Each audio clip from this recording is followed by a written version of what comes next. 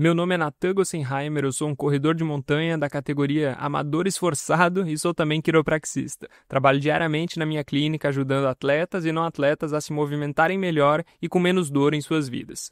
Esse é mais um episódio do Trail Lab. Aqui, uma vez por mês, eu converso com Alex Tomé, um treinador de grandes nomes da elite do trail nacional, e conversamos sobre atualidades do trail, sobre ciência do treinamento e da prevenção de lesões, respondemos perguntas dos ouvintes e mais alguns rolês aleatórios que curtimos conversar. Então, sem mais delongas, vamos para o episódio de hoje. E antes de começar, um recado rápido. Acabamos de lançar o Manual do Corredor Sem Dor, para quem quer correr com mais qualidade e menos lesão. E os primeiros inscritos têm R$100 de desconto, então se liga e garante tua vaga enquanto está no ar. Link está na descrição desse episódio. Estamos de volta aí, Alex Tomé, mais um Trail Lab. Fale grande, Natan Gossenheimer. Como é que estamos por aí? Tudo certo? Tudo tranquilo, cara. Estamos gravando aí pela primeira vez no final de semana, né? Sábado, já todo mundo aqui voltando das suas corridinhas aí, já com a cabeça mais limpa. E agora vamos falar um pouco aí de ciência, um pouco mais de trail running. É isso aí, o pessoal fala assim, você tá viajando, né? Então tá sempre de férias. Aí tô eu sábado de tarde aqui gravando podcast, fazendo planilha. Então, a vida no Instagram é um pouquinho diferente da vida real. Pô, mas uma coisa é verdade, que tu tá no futuro, né, cara? Que ainda é Isso 11 é horas da verdade. manhã no Brasil e tu já tá vivendo aí 5 horas da tarde, que loucura, hein? Isso, aqui são 4h15 da tarde, exatamente. Tamo aí. Mas eu viajo hoje à noite, então hoje eu tô saindo de Split, na Croácia, e tô indo pra Itália. Tanto que esse podcast, na verdade, acho que vai sair só semana que vem, né? No caso, se você tá ouvindo isso, saiu essa semana, mas a gente gravou semana passada. Porque semana que vem eu vou tirar uns dias que a minha família chegou hoje na Itália, então eu vou encontrar o pessoal ali, então por isso que a gente tá adiantando um pouquinho aqui, trabalhando um pouquinho a mais. Essa semana eu tive que trabalhar um extra de noite também, para deixar tudo certinho, todo mundo com planilha, todo mundo com feedback, para eu poder tirar uns dias semana que vem. E eu vi que tu acabou de voltar aí de uma trilha, 3 horas e meia, com quase 1.000 aí de ganho em Split, né? E depois terminou com uma prainha, água cristalina aí. Como é que é essa cena aí da Croácia? Então, na verdade, eu me inscrevi numa prova na Hungria, porque eu vou vou para Budapeste. Então, eu vou ficar agora 12 dias na Itália e depois eu vou para Budapeste. A gente vai ficar lá por 30 dias e aí depois eu volto pro Brasil. E eu consegui achar uma provinha lá e aí eu me inscrevi na prova assim meio aleatoriamente que eu encontrei e depois eu fui ver que é para ser a maior prova da Hungria. Então, foi foi bem coincidência e ela é bem pertinho de Budapeste. Então, eu preciso treinar, né, para ela. Por isso que eu tô fazendo os treinos um pouco mais longos. Eu peguei uma prova de 30K e é um 30K com 1.000, então é uma prova um pouquinho mais rolada.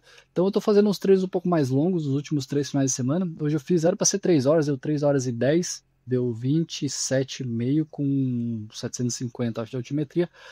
Tem um parque aqui perto, aqui em Split, que é muito legal, cara. É um parque gigantesco e ele é um parque que você vai indo tem asfalto, né? Então você vai indo pode ir de carro, só que ele tem trilhas o tempo inteiro cortando por todos os lados. Então, cara, você vai indo, vai passando por uma trilha, eu penso, agora eu preciso mais subida. Eu olho, tem uma estradinha com subida. Eu vou lá e faço subida, aí desço por outro lado, eu vejo, cara, onde é que eu tô agora? Acho que eu vou voltar para lá. E daí eu vou indo e vou caçando o perfil altimétrico que eu quero. Muito massa mesmo, assim, fiz 27 km lá dentro e não repeti a trilha nenhuma vez. Então é realmente gigantesco.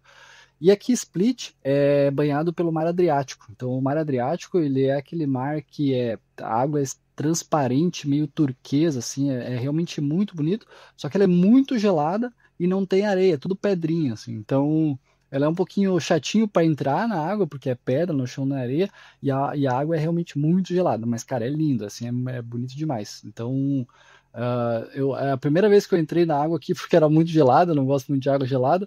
E aí o que eu fiz? Fiz 3 horas de treino, cheguei ao meio-dia, que aí tá com uns 20 graus mais ou menos. Dei um sprintzinho no último quilômetro para chegar com bastante calor. Aí pulei, deu uns 3 minutinhos e eu já saí. O recovery já tá garantido, então. Uhum. Bem, isso, a crioterapia, né?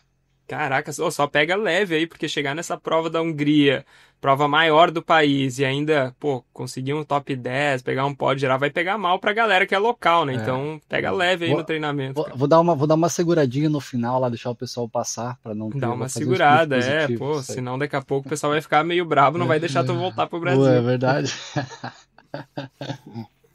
Que isso, então o nosso correspondente europeu aí tá com tudo, ainda vamos ter Trail Lab na Itália e depois na Hungria, antes de retornar pra magnífica Florianópolis, né? Exatamente, exatamente. E na Itália não vai rolar, né? Porque vou ficar só 10 dias, 12. Mas aí na Hungria sim, vai rolar. Mas Pelo eu menos tu dá o faço. nosso feedback depois de como foi correr na Itália. Isso, boa, boa. Eu faço uma fotinho e posto lá e marco o trio tropical. Eu ainda não consegui um bonezinho desses aí que você tá usando, né? Queria muito. Não Ah, sei se esse vai aqui é rolar. quase Tá, exclusivo, né, cara? tá Temos vendo esse poucas boné aí ou não? unidades.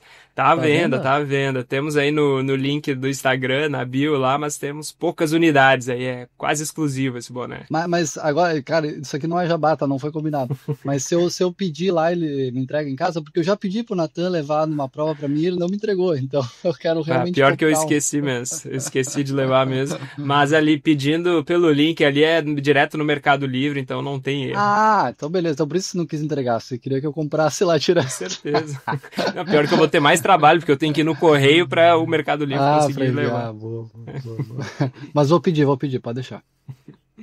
Seu Alex, então um resuminho rápido aí do que nos espera nesse Trail Lab, um Trail Lab que pode ser um pouco polêmico aí, talvez o mais polêmico que já fizemos até agora, que a gente tenta evitar as polêmicas, né? Mas às vezes as Uhum. polêmicas nos perseguem e a gente precisa pelo menos dar o nosso parecer aí, né?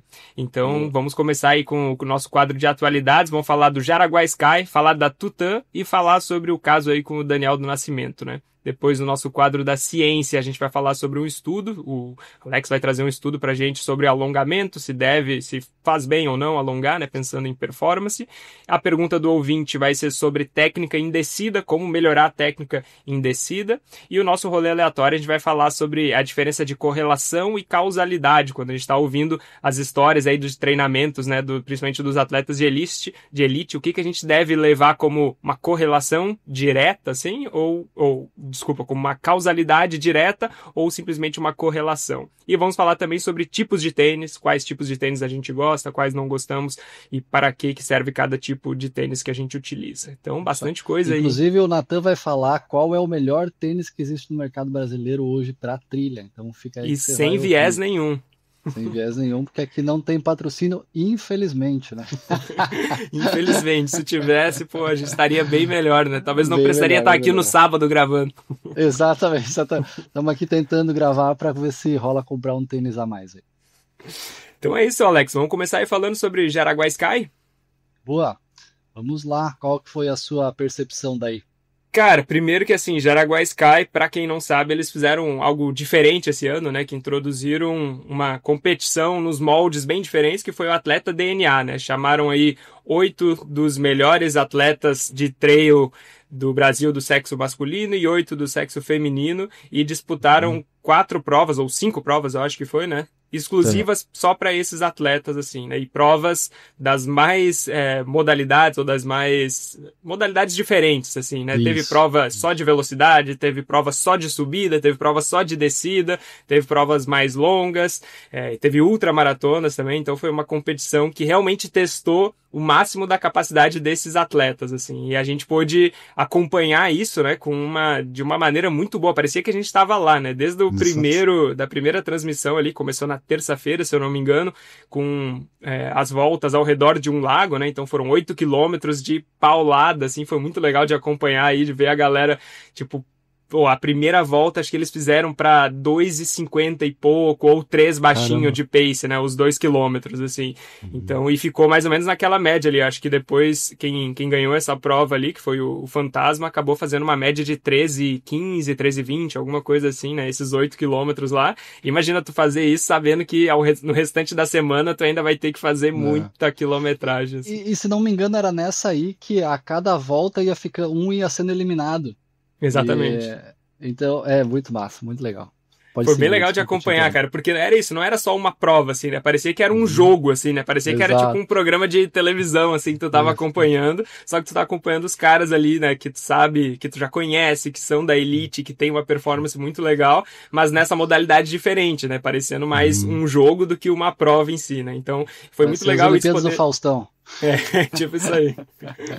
E foi muito massa poder acompanhar isso também, né? Porque eles estavam fazendo as transmissões ali ao vivo, no Instagram, principalmente. E aí, pô, eu aqui do Rio de Janeiro, às vezes estava ali no meio do trabalho, sempre entre um paciente e outro, eu abria lá a live para ver como é que tava, ver, né, quem que tava na frente, como é que eles estavam. Então, foi muito legal, porque a gente se sentiu mesmo parte, né, do que tava acontecendo ali, né? E até onde eu sei, tudo fluiu muito bem, assim, né? Deu tudo certo e foi muito legal, né? No final ali, a pontuação que foi somando em cada prova, né? No final, consagrou o Fantasma como campeão do masculino e a Suzane, né? Suzane Pera como campeã do feminino, né? Então, foi muito legal aí ver esses atletas disputando nas modalidades diferentes, assim, né? Boa, não, acho muito massa. Eu sou muito fã da Débora dos Celários, porque eles são realmente muito criativos, inovadores, eles trazem coisas diferentes e eles geralmente organizam muito bem. Eu participei da Odisseia, que era uma prova de 3 dias que eles faziam, agora acho que não fazem mais, mas se não me engano foram 94 quilômetros. A gente chegar, é o estilo, é o cruce, assim, sabe? Você chega na montanha, tá lá pronta a barraca para você dormir. E aí, cara, os detalhes, assim, eu cheguei na barraca e tinha uma foto da minha família com um recado. Cara, olha isso, velho. Os caras realmente eles vão muito a fundo e organizam muito bem. E essa ideia de você premiar o atleta DNA, que é o atleta mais completo, ou seja, a pessoa que é rápida no plano, é rápida na subida, manda bem na descida, também é resistente na prova longa. O cara também tem que ser estratégico, como você falou, né? Pô, era a cada uma dessas voltas, um ia ficando para trás. O cara poderia ser estratégico e dizer assim, não, eu vou ir lá na frente e vou disparar, ou não, vou segurar um pouquinho mais e só não vou ser o último e vou resistindo. Então o cara também tem que ser estratégico, sabendo que tem outras provas ainda pelo caminho. Então, e entregar uma prova dessas, tão bem organizada, tão diferente. Além disso, ainda tinha a competição por equipes, então tem uma grande premiação por equipe. Eu achei muito massa, como você falou, a transmissão também. As transmissões é muito legal porque elas estão tá mudando um pouquinho. Eu sinto esse movimento. Ali no Baú, em São Bento do Sapucaí, foi em março, né? Cara, eles fizeram como se fosse um estúdio transmitindo a prova. Agora a gente teve a Jaraguá, como você falou, o tempo inteiro mostrando partes da prova. Então, era exatamente aquela ideia que a gente pensa assim, pô, uma prova de trilha, você não vai querer ficar assistindo, porque é uma prova longa e tal, é meio chato. Agora, o Atleta DNA, eu tava aqui, cara, na Europa, o tempo inteiro olhando o celular, putz, trabalhando, eu ficava trabalhando e assistindo. Por quê? Porque eu queria saber o que ia acontecer, porque é diferente, pô, olha só, esse atleta ganhou isso, quem que vai ganhar o próximo? Então, realmente, assim, eu acho eles muito bons e sou muito fã deles. Então, achei sensacional a ideia da Jaraguá Sky e espero que continue aí por muito tempo essa ideia, porque realmente é muito boa. E, inclusive, o Maicon, quando ele veio aqui no podcast, ele contou a história de quando ele foi na... Putz, qual foi a prova? Na A Patagônia? Torres del Paine? Acho que foi Torres del Paine que ele fez 4 Ele fez provas, né, 4, né? Aham, na acho que foi essa. semana. E Uhum. aí, assim, eu acho que foi daí que ele pegou essa ideia, assim, né, de realmente poder testar em modalidades diferentes, porque ele fez isso lá também. Ele fez um VK, né, 1 quilômetro vertical, Uhum. fez uma prova mais curta, umas mais longas. E eu já sabia que ele tinha essa característica, talvez meio masoquista, né, de querer sofrer dessa forma, mas ele quis trazer isso e ver a galera sofrendo, né? Então acho que tem um sadismo aí também, meio sadomasoquista, o Michael, de querer ver a galera sofrendo aí da mesma forma que ele sofreu lá na Patagônia. Mas acho que foi uma baita ideia, assim. Não sei se, né, vai acontecer novamente isso, a ideia é que tenha todo ano, assim, mas eu acho que ia ser algo muito legal, assim. Até porque, assim, teve um investimento alto, né? Que nem tu falou, teve Sim, premiação. A cada dia, né? A cada prova teve uma premiação em dinheiro, ganhava R$ 1.000 quem ficava em sim. primeiro, e no final, se eu não me engano, foi 10 mil, eu acho, para quem quem foi o campeão geral, assim. Então teve bastante premiação em dinheiro, assim, né? Então realmente é algo que é um pouco mais difícil, né, de organizar, mas seria muito bom, né, se conseguisse ter gente aí patrocinando para fazer isso acontecer, porque é uma maneira muito divertida também de conseguir e de dar uma visibilidade, né, para esses atletas aí Sim, da sim, sim, elite aqui no sim. Brasil, né? E tem uma coisa, a gente conversou essa semana aí com o Edivaldo, lá da Evolution também, aqui no podcast, e ele falou exatamente uma coisa que o Celário já me falou, que tanto a Evolution quanto a Jaraguá Sky, a prova deles, o objetivo não é ser a maior prova, o objetivo é trazer os melhores atletas do país. Eles têm essa veia de competição. Não é só para alto rendimento, mas eles querem que os melhores estejam lá. Então, você vê que as ações elas estão muito alinhadas com essa filosofia. Então, é muito legal mesmo. Tanto o brasileiro no Evolution, quanto a Jaraguá Sky, o Atlas DNA. Então, é muito legal isso mesmo. E a gente vem de um recente uma organização questionável recentemente aí. Então a gente vê quando alguém organiza tão bem assim, faz coisas tão diferentes, você vê que realmente são pessoas diferentes. Então ficou muito feliz com isso e engrandece muito o esporte, né? Traz mais visibilidade, como você falou.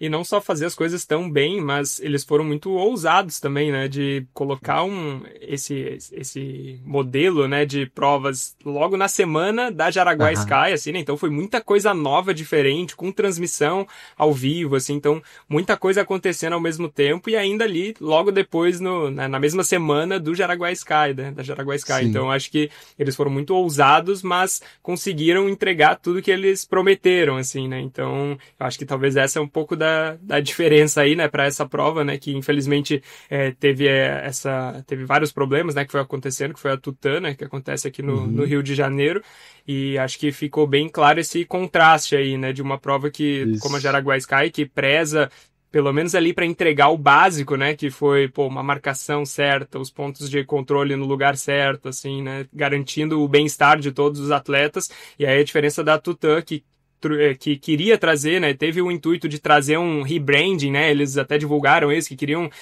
que as pessoas tivessem uma noção diferente da Tutã para conseguir se consagrar talvez aí no cenário nacional, mas infelizmente, né, se consagraram de outra forma, né, bem diferente da que eles estavam querendo, Se assim, né. consagraram mesmo de uma maneira bem diferente. Exatamente.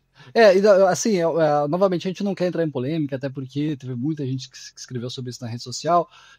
Hoje, não quero entrar muito a fundo nesse assunto também, porque, como eu falei, a gente está gravando esse podcast um pouquinho antes de ele ser lançado, e eu acordei hoje com essa notícia, então não me aprofundei muito nela também, mas teve o caso de um cara aí que se opôs às trilhas exatamente da prova, porque, pelo que eu entendi, foi isso, tá? Espero que eu não esteja falando besteira. O cara se opôs à forma com que a organização colocou trilhas novas, porque elas estavam em áreas proibidas, que elas não deveriam estar passando por ali. E esse cara foi demitido. Então, o Rio de Janeiro realmente é um lugar diferente, né? O cara quis a coisa certa, foi demitido. Então é uma coisa muito louca, cara, porque as pessoas que estão nessa prova geralmente são pessoas que gostam muito de natureza, gostam muito de montanha e meio que sem saber elas foram induzidas a passar por um local proibido que não deviam passar. E aí se fica numa área de conservação. Novamente, cara, espero que não esteja falando besteira aqui, mas pelo que eu entendi é isso. E aí você fica assim, me parece que foi meio que sabe aquela ideia do dominó que vai caindo e várias coisas vão acontecendo de errado. Antes da prova eu tinha, se não me engano, 6 atletas na prova e os caras assim, pô, mudou o percurso, agora os caras divulgaram que é tanto de altimetria, mas o GPX tá tanto e não sei o que tá tanto. Assim, cara, uma coisa tá errada, velho, não é possível, porque os caras mudassem em cima da hora. Eu pensei, como é que tá o tempo? Teve muita chuva, algum clima assim? Não aconteceu nada disso. Então, assim, se via que alguma coisa estava errada. E aí, é óbvio que a gente sempre vai olhar e vai dizer assim, pô, que organização, pô, vacilou demais.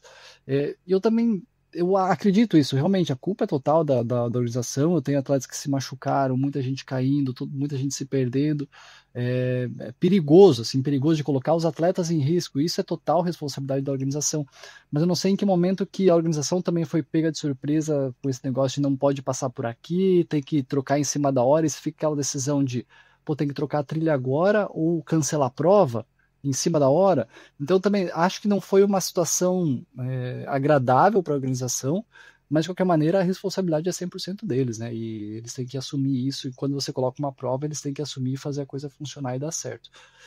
Então vai ganhar os louros pela boa organização, como a gente acabou de falar aqui da Jaraguá Sky, e também vai ser muito cobrada e criticada quando fizer besteira, como fizeram ali na Tutã. Então eu acho que uma coisa que as pessoas têm que lembrar disso futuramente. A gente tem muita prova, a gente já não pode mais admitir erros como esse, erro de GP, o GPX estava errado. Então, pô, isso é básico, o atleta se perde, é perigoso. Então, é que as pessoas lembrem disso no ano que vem, né? A partir do momento que você se inscreve se ano que vem você se inscrever nessa prova e ela tiver os mesmos problemas, aí a culpa já é sua. A prova não é mais a prova, a culpa não é mais a organização, porque eles já mostraram esse histórico. Se você continua se inscrevendo, é porque você está assumindo esse risco. Pode ser que funcione tudo bem, eles mudem, deem a volta por cima e tudo certo. Admitam o erro e dizem, cara, a gente errou, vacilamos, a próxima edição a gente vai fazer uma edição massa. Só que eles vão ter que começar do zero, né? Porque realmente a credibilidade da prova está muito prejudicada.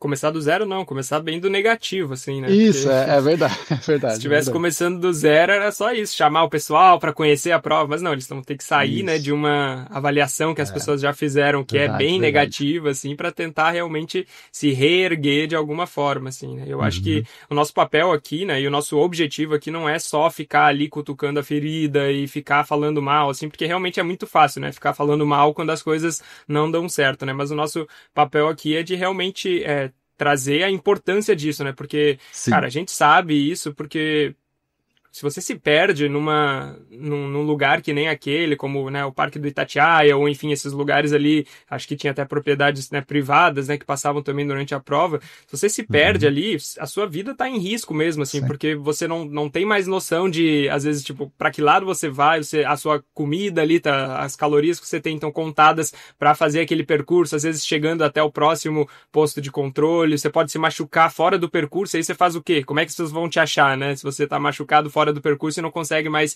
se locomover sozinho, assim. Então, e quando você chega no PC, reais. não tem PC. Então, isso, pô. Eu tive um atleta que chegou assim, cara, eu dei a minha água pro outro cara que tava precisando de água, eu cheguei no PC, o PC não tava ali, era daqui 15 quilômetros. Pô, cara.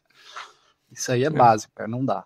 Exatamente, Então, assim, né, nosso objetivo de novo, não é só ficar, né, cutucando ali a ferida, mas é de realmente trazer, né, os relatos que a gente ouviu, assim, né, e eu tive várias pessoas que me mandaram seus relatos ali que estavam correndo na prova, né, que mandaram seus relatos, assim, e realmente o principal problema parece ter sido isso, essa falta de organização dos percursos que acabou, né, causando aí uma cascata de acontecimentos que foi gerando muita dificuldade para todo mundo, né? Então, muito provavelmente eles não conseguiram a permissão das propriedades privadas para atravessar os caminhos que eles precisavam, assim, não sei se foi por falta de organização mesmo, de ter ido atrás dessas permissões, né, diretamente com os proprietários, assim, ou alguma outra coisa aconteceu, mas eu acho que isso, essa parte de uma marcação bem resolvida, assim, cara, é algo que precisa ser algo básico da prova, né, esse é dali que você parte para construir o restante das coisas, né, não dá para deixar para fazer isso,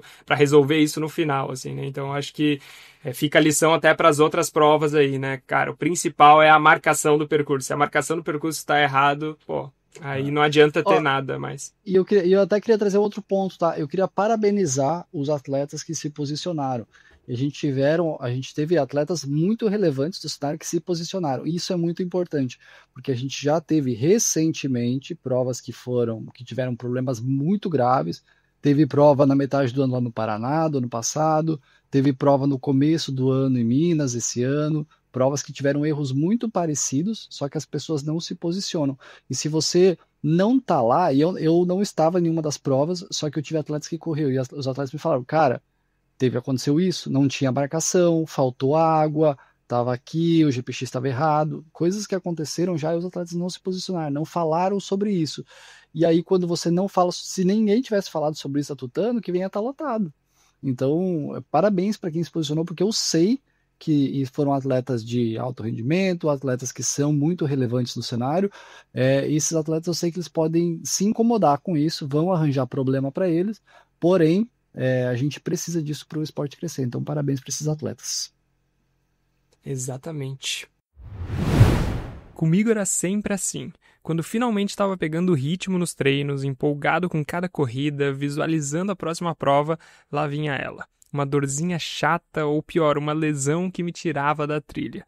Dor no joelho nas descidas, a canelite gritando quando o volume subia ou aquela fascite plantar que parece não ir embora nunca. É frustrante demais ver tudo desandar bem quando você está evoluindo, né? Eu sei, porque além de ser corredor, eu atendo corredores há anos na minha clínica. E foi por isso que eu criei o Manual do Corredor Sem Dor. Pensa nele como o manual do seu corpo para a corrida, um atalho que eu gostaria de ter tido lá atrás. Não é teoria, é um guia prático, direto ao ponto, com tudo que você precisa para entender a raiz das suas dores e resolver com autonomia. Você vai aprender a identificar o que está limitando o seu corpo com uma autoavaliação simples e vai receber os exercícios específicos com vídeos para corrigir o problema. Tem até um módulo completo de autoliberação para recuperar mais rápido. E o melhor, com só 15 a 20 minutos de 3 a 4 vezes por semana, sem precisar de academia. Muita gente já sente o alívio logo na primeira semana. E agora, no lançamento, o acesso completo está com R$100 de desconto. E tem 7 dias de garantia. Não gostou? Eu te devolvo cada centavo. Então chega de ser limitado pela dor. Garanto seu acesso com desconto agora e o link está na descrição desse episódio.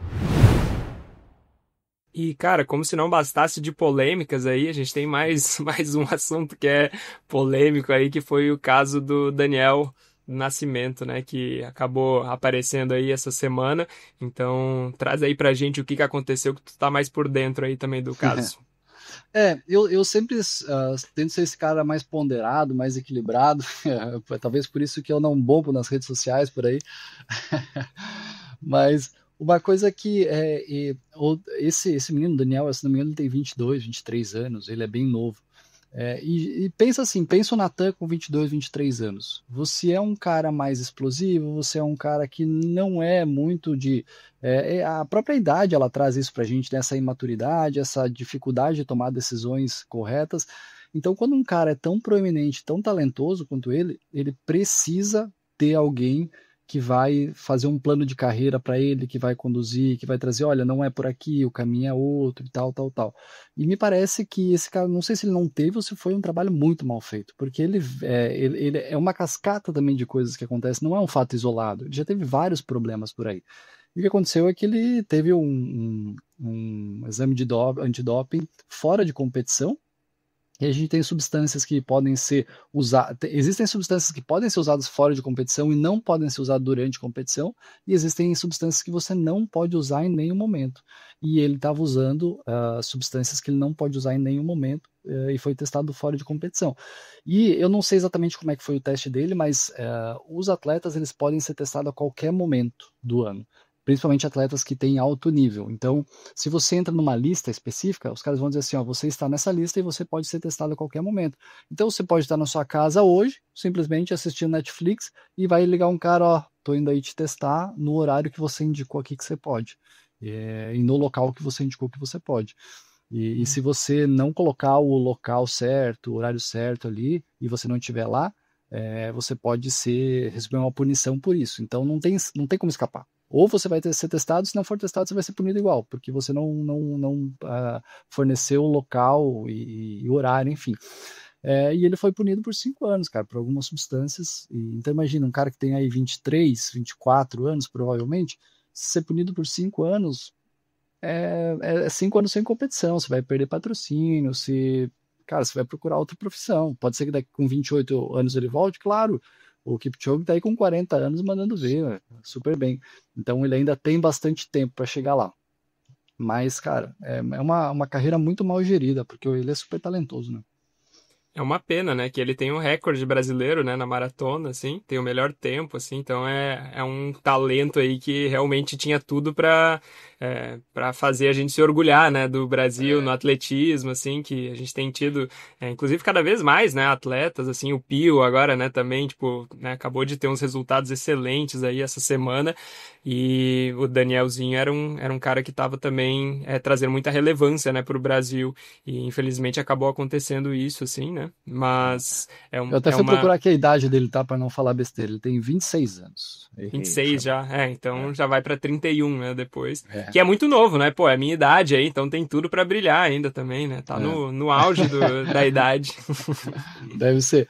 Olha só, mas ele teve a suspensão dele a partir do dia 15 de julho de 2024. Então ele vai ficar até 15 de julho de 29 suspenso. Então ele já cumpriu aí basicamente quase um ano. E ele teve resultado positivo para drostanolona, nossa, é até difícil de falar, e nandrolona. 3 substâncias, então realmente vai ter bastante problema aí para os próximos anos. E Caramba, recuperar a credibilidade, né? É difícil, né, cara? é difícil, né, cara? No trail a gente teve recentemente, não sei se tu acompanhou, né, internacionalmente o caso do Stian Angermund, que é um norueguês, e ele ganhou a UTMB ano retrasado, 23, em 2023 ele ganhou o CCC na UTMB, e, e aí a UTMB foi em agosto. Logo depois, acho que foi 3 meses depois, ele também, num exame antidoping que foi feito lá durante a CCC, né, ele ganhou a prova, teve que fazer o exame de urina lá, e nesse exame, que ele recebeu só uns 3 meses depois, o resultado acusou positivo, mas acusou positivo para um diurético. E aí, assim, o diurético ele não tem né, medicações diuréticas, elas não têm nenhuma melhora né, eficácia da performance, assim, né? Tu não vai ter ganho de performance com aquilo, mas o problema do diurético é porque tu consegue mascarar outras substâncias, assim, né? Então, esse é o principal problema do diurético e aí acaba sendo um item proibido, uma substância proibida também, de acordo com a UADA, né, que é a Federação, né, Mundial também, que acaba controlando isso. E acabou que o caso dele se resolveu de uma maneira diferente, atípica, assim, porque ele entrou com ações, né, diretamente contra a organização ali, para tentar, de alguma forma, comprovar que ele não fez uso de nenhuma substância, assim. Então ele fez todos os trâmites possíveis, assim, e basicamente, né, para resumir uma história que é muito longa, assim, né, tem um podcast, ele gravou um podcast com o Dylan do Free Trail, se alguém, né, se interessa pelo assunto aí dá para pesquisar depois, mas basicamente ele foi liberado, ele não tá mais punido, ele ficou 1 ano e meio, se eu não me engano, punido, e lá na Noruega, interessante isso, não sei se o pessoal sabe, lá na Noruega, se você tá com alguma punição, você não pode nem entrar em nenhum ambiente de treinamento no país. Então ele não podia nem assistir às competições dos filhos dele, ele não podia Caramba. entrar em nenhuma academia no país, então lá, tipo, eles levam muito a sério isso, né? Aqui, provavelmente, o Danielzinho vai conseguir continuar treinando normalmente, assim, Sim, né? Mas sim. lá eles, né, levam muito a sério, então acaba que dificulta de tu conseguir treinar, né? Imagina, Noruega no inverno, 5 meses por ano de neve na rua, como é que tu vai conseguir treinar, né, se tu não tem acesso a um clube, uma academia? E, enfim, daí acabou que ele conseguiu... na verdade, eles afirmaram que não conseguiam comprovar que, de fato, que foi culpa dele, assim, né? Porque tem vários outros medicações e coisas que teriam essa substância ali também, e também teve um problema de logística no caso dele, que ele fez ele fez o exame de urina, e esse teste de urina, ele ficou 1 semana com o testador na casa dele. Então o cara levou esse teste de urina, né, e ficou com 1 semana ali. Então, assim, o risco de uma contaminação cruzada com alguma outra coisa, o cara ficou guardando na geladeira dele, da casa dele, né, o testador lá. Então, assim, isso foi um dos pontos que ele trouxe também, né, que o risco de uma contaminação cruzada é muito alto, assim, né, quando você coloca muitas variáveis no caminho, assim, né, entre Sim. você fazer o exame e esse exame ir para um laboratório que vai conseguir, né, ser testado imediatamente, assim, né. Então tem outras variáveis, claro, né, não dá pra gente simplesmente, né, dizer que bater o martelo, assim, pelo menos não é o nosso papel aqui. Mas realmente o nosso esporte do trail, principalmente aqui no Brasil, ainda está muito atrasado nisso, assim, né? A gente não tem nem em provas, a gente tem algumas, né? Mas a grande maioria das provas nem faz o teste na prova ali, né? Que seria algo fácil da gente conseguir, de um atleta de elite conseguir burlar, né? Só você fazer uma periodização certinha ali, sabendo que vai ter o teste no dia da prova ali, você consegue eliminar as substâncias, né? Então nem isso a gente tem ainda aqui no Brasil. Então, muito provavelmente o caminho é fácil, né? Se alguém quiser fazer isso aqui no Brasil, não tô dizendo que tem, mas também não tô dizendo que não tem, né? Não, tem Mas bastante. Mas para quem vai competir o brasileiro, as informações, eu não tenho informação direta, mas existe uma grande possibilidade de ter antidoping no brasileiro, grande possibilidade mesmo. E eu conversei com algumas pessoas essa semana que me disseram assim, cara, é quase certo. Então a galera que gosta aí de um remedinho de cavalo, tomar cuidado, hein? Que o brasileiro pode ter problema. Mas ó, tem uma coisa bem legal que o Skyrunning Brasil está fazendo, que tem um curso antidoping gratuito. É muito legal da UADA. Então eu fiz, inclusive, há pouco tempo atrás. E essas informações, inclusive, que eu falei aqui, eu tirei do curso. Então é muito legal. Ele é um pouquinho trabalhoso, sim, mas é legal porque você consegue ver. Por exemplo, assim, quantas pessoas que tomam antidepressivos? É meio que assustador, tá? A hora que você realmente souber. E eu sei de várias pessoas porque eu treino muitos atletas, eu convivo com muitas pessoas, eu conheço outros treinadores que a gente conversa às vezes sobre alguns atletas. E, cara, é bem comum, tá? Antidepressivos, enfim, remédios que são de saúde que podem ter algum tipo de problema com com doping. Suplementos, às vezes com contaminação cruzada, como você falou. Então é legal fazer ali esse curso para você ter um pouquinho mais de conhecimento e não ser pego de surpresa, né? É legal, isso é muito importante mesmo. Às vezes a maioria, né, dos casos, pelo menos o motivo que as pessoas dão, né, quando são acusadas, é que ele É, consumiu alguma coisa que não sabia, assim, né? Pelo menos isso. quando eles são pegos é isso que eles falam, mas realmente, tipo, tem alguns casos que isso pode ser verdade, assim, né? Teve um caso de uma africana, não lembro o nome dela agora, mas que ela foi pego também e ela falou que foi o burrito que ela comeu em algum lugar lá que estava contaminado, né? Teve esse caso aí. Então, assim, pode ser, mas assim, é difícil, né? É. Mas realmente tem, principalmente isso, suplementos, né? Tem marcas de suplemento que realmente já foram pegas que estavam colocando, né, alguma substância hormonal mesmo junto no whey protein, porque aí a pessoa tomava aquele whey, se sentia bem e aí Claro. continuava tomando aquela marca, né? Só que a pessoa Aham. achava que estava só, né, tomando whey protein quando estava na verdade fazendo uma reposição hormonal ao mesmo tempo, assim, né? Então, realmente tem marcas que fazem isso de propósito, mas às vezes pode ser uma contaminação cruzada. Então, sempre se atentar aí. Tem algumas marcas que são específicas que tem um label, né? Uma etiqueta ali que é seguro para os esportes também, né? Então, se atentar a isso, Falando, né? falando em reposição hormonal, hoje agora é normal, né? Porque uma vez você pensa, pessoas de 50, 60 anos, agora tem uma galera de 20 e poucos aí fazendo reposição hormonal, então Cara, eu vejo seguido na minha clínica, assim, é seguido. é muito louco, cara, muito louco. Mas enfim, hoje não é para ser um dia de polêmica. Vamos passar pro próximo aí, por favor. Pô, imagina se esse é o primeiro episódio, né, que a pessoa ouve, né? Pô, vai achar que esse É, episódio aqui é só polêmica. isso. Então vamos falar um pouco de ciência aí, então, né, seu Alex? Tu vai trazer um estudo aí pra gente sobre alongamento, né? Sobre como que deve ser usado, se deve ser usado mesmo, pra que serve, pra que não serve. Então, traz aí pra gente Boa. qual que é esse estudo. Bom, já que a gente não vai mais falar sobre polêmica, vamos falar sobre alongamento aqui. Não precisa fazer, tá?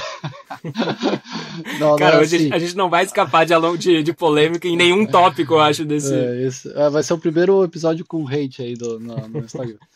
Não, na verdade, antes de falar especificamente sobre o estudo, eu quero contextualizar um pouquinho. Imagina que, é, é, imagina que quando a gente corre, uma grande parte da energia que a gente usa para correr, ela vai ser proveniente dos alimentos que a gente come. Ou, enfim, do gel de carboidrato que você está tomando. Beleza, tranquilo. Só que grande parte da energia, ela não vem daí. Ela é uma energia elástica. Basicamente, imagina que quando você pisa no chão, é como se comprimisse uma mola e te lançasse para frente. Então tem essa energia elástica que você também pode usar. Então você pode usar um pouco da energia elástica, um pouco da energia que é dos alimentos que a gente come. Quando você consegue usar da energia elástica, é muito bom, porque essa energia elástica ela é produzida na hora pelo seu corpo e ela não te cansa. Você não cansa nada. É uma energia mecânica que é produzida ali na hora. Se você não usar essa energia, ela dissipa e você, beleza, vai embora e você vai ter que produzir energia para correr. E ela dissipa de maneira muito rápida, tá? Se não me engano, é 0,3 segundos, ela já começa a dissipar. Ou seja, 1 segundo dividido por 3, você já começa a perder a eficiência dessa energia. Por isso que você ter um tempo de contato com o solo muito rápido é muito bom, porque você vai pisar e já vai lançar, pisar e lançar, pisar e lançar. Quanto mais rápido for o seu tempo de contato com o solo, mais você usa dessa energia elástica, menos você usa da energia do consumo de alimentos, e menos você cansa, porque produzir energia através dos alimentos te cansa, porque para você produzir energia, você gasta energia. Já essa energia elástica, você não gasta energia, porque ela está ali, ela é produzida na hora pelo seu corpo. Quando a gente fala de utilizar, pensar como é que eu vou falar isso, para você utilizar mais essa energia elástica, você precisa ter mais rigidez, você precisa ter uma resposta melhor. E essa rigidez também vem pela não flexibilidade excessiva. Então, se você tiver muita flexibilidade, você vai acabar não conseguindo usar tão bem assim essa energia que ela é elástica. Ela vai dissipar com mais facilidade. Agora, se você for um cara um pouco mais rígido, talvez você possa usar ela um pouquinho mais. E aí, como exemplo, eu vou trazer aqui o mesmo exemplo que eu usei ali num post que eu fiz no Instagram. Imagina que você está com uma bola de basquete cheia numa mão e uma bola de basquete murcha na outra mão. Você vai lançar as duas, você vai largar as duas da mesma altura. Quando você soltar as duas, a cheia vai quicar e vai ter um retorno maior, ela vai quicar mais, vai subir mais. A murcha ela vai quicar, mas vai quicar menos. Então é mais ou menos por ali. Quando você faz muito alongamento, você tem muita flexibilidade, você perde um pouquinho disso, você perde um pouquinho de economia de corrida. Então, esse estudo especificamente, ele é um estudo que não fala só sobre isso, tá? Ele fala sobre várias outras coisas. E uma das coisas que ele traz é a questão de alongamentos, e ele mostra, de flexibilidade, na verdade, e ele mostra que ele fala especificamente de um atleta ex-recordista mundial de maratona, e esse cara, no decorrer da carreira, ele foi melhorando o seu tempo de maratona e ele foi perdendo flexibilidade, ele foi ficando foi tendo menos flexibilidade. Então, tem uma causa ali que ela não necessariamente é isso, ele melhorou porque perdeu flexibilidade, não é exatamente isso, ele também foi treinando mais, tal. Mas nos mostra que a flexibilidade em si, ela não é um item tão importante assim, pensando em desempenho. Ponto. Aí você diz assim, Alex, mas eu me sinto melhor, eu gosto de fazer. Cara, beleza, pode fazer, não tem problema nenhum. Talvez você vai se sentir melhor. Quando você faz um alongamento, você sente ali uma liberação hormonal que causa um bem-estar. E especificamente, às vezes, numa recuperação de alguma lesão específica. Por exemplo, eu tive problema no trato iliotibial. E o meu problema foi falta de flexibilidade de cadeia posterior. Então, eu passei um período lá fazendo uma flexibilidade específica de cadeia posterior, passou minha dor. Então, era falta de flexibilidade. Ou seja, nesse caso, eu tive que fazer um trabalho de alongamento para melhorar a flexibilidade, porque eu estava sentindo dor. Depois, melhorou, nunca mais fiz alongamento. Então, o ponto aqui precisa fazer alongamento? Precisar não precisa. Você não precisaria. Tá, mas eu quero melhorar meu desempenho, já corro muito bem, eu vou fazer alongamento para isso. Na verdade, pode ter um efeito contrário. Você pode perder desempenho se você ganhar flexibilidade. Mas isso não quer dizer que você tem que parar de fazer, se você se sente bem, se você sente alguma dor. Cara, vai lá e faz, tranquilo. Mas eu só estou dizendo aqui que aquela ideia que sempre foi na nossa cabeça de tem que fazer alongamento, e aí o cara vai lá, faz 10 segundos no chão e acha que, pô, fiz meu alongamento. Cara, isso aí não vai te trazer também tanto retorno assim. Mas enfim, é um pouquinho polêmico, porque a gente sempre ouviu falar que a gente precisa fazer alongamento, mas na verdade não precisa. Enfim, aí você, como quiropraxista aí, provavelmente tem uma opinião até melhor formada do que a minha. Mas eu especificamente, tá, eu não passo exercício de flexibilidade para nenhum dos atletas que eu treino. Não, acho que esse não vai ser tão... Eu não passo porque eu não faço, tá? Só por isso. Acho que esse não vai ser tão polêmico. Eu vou tentar fugir aqui. Eu vou concordar contigo. Eu acho que, assim, a gente parte do mesmo... A gente quer chegar no mesmo lugar, assim, né? E talvez a gente vai por caminhos um pouco diferentes para isso, assim, né? Eu também não acho que a flexibilidade, ela é algo que deve ser buscado porque vai estar diretamente associado a uma performance e nem a uma redução de dor também. Eu acho que a flexibilidade em si não está relacionado àquilo. Agora, o fato de fazer alongamento, ele pode ser, sim, um grande associado, principalmente a uma prevenção ou reabilitação de alguma lesão. E também na performance, na minha opinião, por quê? Porque quando a gente alonga, a gente não só um estímulo de aumento de flexibilidade, mas a gente está dando um estímulo proprioceptivo. O que é? Que a gente está melhorando essa comunicação cérebro com aquela região que a gente está ali alongando. Então, digamos que eu estou fazendo um alongamento, aquele básico que todo mundo faz na escola, na educação física, em pé, puxando o joelho para trás, assim, né? Puxando o pé para trás. Aquilo ali eu estou alongando a cadeia anterior, assim, né? Os músculos ali que vão fazer esse movimento na subida, principalmente, assim, né? Na corrida. Então, digamos que você fez um treino que tem bastante subida, aquela musculatura contraiu bastante. O que particularmente eu sinto sempre depois que essa musculatura fica muito rígida, eu sinto que ao fazer um alongamento específico para aquela região no pós-treino, e aí o pós-treino não necessariamente precisa ser diretamente depois, pode ser horas depois, pode ser no final do dia, depois que eu treinei de manhã, eu sinto que aquilo acelera a recuperação daquele tecido. Então, ao melhorar, ao fazer o alongamento, não necessariamente eu quero aumentar a flexibilidade daquilo ali, não é isso que eu estou pensando. Eu só quero dar um estímulo para como se eu estivesse chamando mais a atenção do cérebro para ele reparar aquela área ali que eu acabei utilizando bastante. Então, assim, o nosso cérebro, a gente tem que se dar conta que ele tem uma capacidade limitada de recuperação. A gente não pode dar estímulos infinitos e esperar que o nosso cérebro vai conseguir recuperar tudo durante a noite de sono. A gente tem que saber que essa capacidade tem um teto ali. E aí, muitas vezes, o nosso cérebro está focando em reparar áreas que não necessariamente é o que a gente priorizaria para ele reparar. E ao estimular aquela região com um alongamento, a gente como se estivesse chamando a atenção do cérebro para ele reparar mais aquela região que a gente quer dar mais importância, né? E aí, que nem você falou, libera alguns hormônios, como a serotonina também, que acabam dando uma sensação de relaxamento, que se a região ficou um pouquinho dolorida, né, que é o DONS, né, que a gente chama, aquela dor mais tardia, isso acaba diminuindo também com o estímulo do alongamento. Mas eu acho que a gente concorda na parte de que não é o aumento de flexibilidade que vai melhorar a performance ou prevenir a lesão, mas no meu entendimento, o alongamento ele traz um estímulo proprioceptivo que acelera um pouco a reparação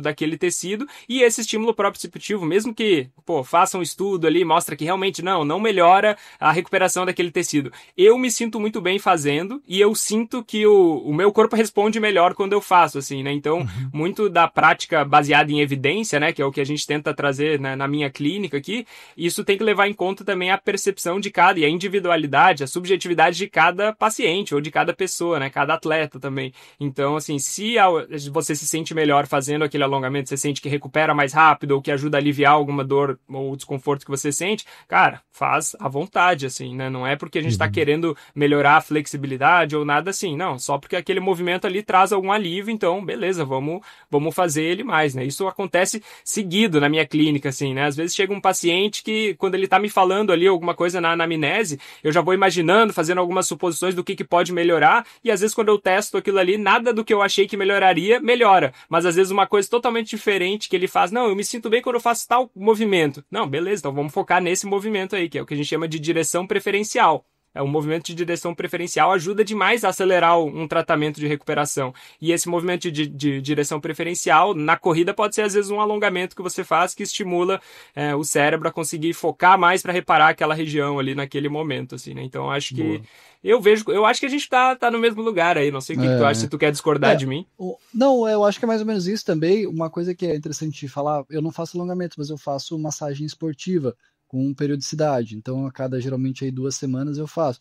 E aí é uma massagem que é de liberação, realmente é uma massagem que dói, e ela vai, e eu sinto que depois de fazer uma massagem dessas, cara, eu sinto que eu tô solto, que eu consigo correr bem melhor e tal. Então, talvez eu poderia fazer alongamento para me ajudar nesse sentido? Poderia. Eu opto por fazer a massagem. Mas eu queria que você falasse uma coisa que às vezes eu acho que as pessoas confundem. Flexibilidade e mobilidade é a mesma coisa? Não, a mobilidade, pelo menos da maneira que a gente trabalha, ela tem a ver mais com o movimento dos ossos um sobre o outro, assim, né? Então, quando a gente está falando de mobilidade, pensa na mobilidade da articulação do quadril, né? Que ela vai pegar o fêmur, que é aquele osso grande da perna, e encaixar no quadril. Essa mobilidade ali é o quão bem aquele osso ali, a cabeça do fêmur, está conseguindo deslizar sobre a articulação do quadril ali. Então, quando a gente fala de mobilidade, geralmente a gente está falando mais disso, esse movimento ósseo mesmo e articular. E aí, quando a gente fala de flexibilidade, mais essa parte de alongamento, qual que é a capacidade máxima que aquele músculo tem de conseguir alongar e depois voltar para o mesmo lugar de maneira saudável, né? Essa resiliência que esse músculo tem, assim, né? Então tem gente que já nasce, às vezes, com uma flexibilidade muito grande, assim, e pode ser que essas pessoas tenham uma dificuldade de ter performance pelos motivos que tu trouxe no início ali, né? De ter essa dificuldade de conseguir ter essa resposta elástica, né, do músculo. E é algo que é bem comum, sim. E aí, por isso que a gente vai ver, às vezes, mais essas pessoas indo para esportes, né, como às vezes uma ginástica ou alguma coisa assim que não precisa daquela performance, daquele endurance, né, muscular, e pessoas que talvez tenham uma rigidez maior acabam indo mais para esses esportes onde a resposta elástica do músculo acaba trazendo mais benefícios também, né? Então, deu para entender mais ou menos a diferença? Não, total. E aí uma coisa que eu só quero adicionar aqui, Nathan, é porque a gente está falando, eu falei aqui de um ex-recordista mundial de maratona. Se você passa 12 horas sentado no computador trabalhando, com as costas arcadas para frente e com um encurtamento de posterior, de coxa, cara, você é uma pessoa diferente do ex-recordista mundial. Então tem que dar uma olhadinha nisso, porque às vezes o cara diz assim, não, é que eu passo 10 horas por dia sentado e eu faço pilates uma vez por semana, porque aí eu sinto que eu não. Daí eu sinto meu corpo melhor. Cara, segue fazendo, velho.